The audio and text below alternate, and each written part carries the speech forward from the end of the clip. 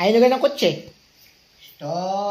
At sarado. Pangarap nyo talaga magkakotse. Ha? Pangarap nyo talaga magkakotse. Oo. Noon pa. Sa phone. Sabi yung hindi. Ay, naku, may kotse na tayo, inay. Happy kayo pag may kotse na tayo. Saan ka bibili dito? Mahal dito. Mahal ka dito.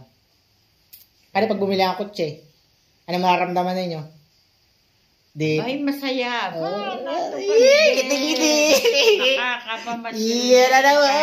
Saan? May kotse nga, wala namang panggas. Aroy.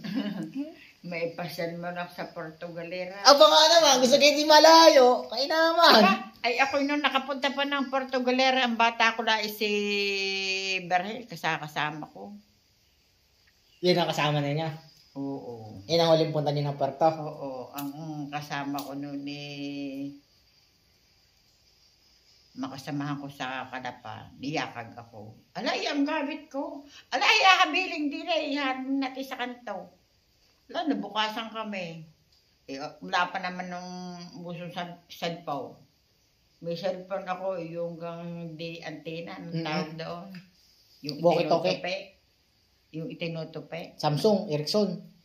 Ericsson. Ang aking Ericsson Pendlan. Tuwan-tuwa si Biyong Ido sa akong cellphone.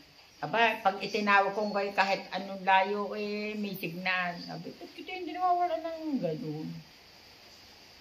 Hindi kayo pag natawag ka hindi makaabot. Ano? Ayun, iabot na mo. Ericsson, baka naman. Ericsson nung una, yung Pendlan. Yung naitupin ganyan, tinataas. Paano? Itinutupin ganyan. Buksan mo. Bago dudut-dutin mo. Hello. Ay, parang pagkain lang dudut-dutin ano. Oo. Hindi mo ako kagamit. Si Biyong ginagamit niya, pinabayaan ko na. Yo, binili ako nung Nokia.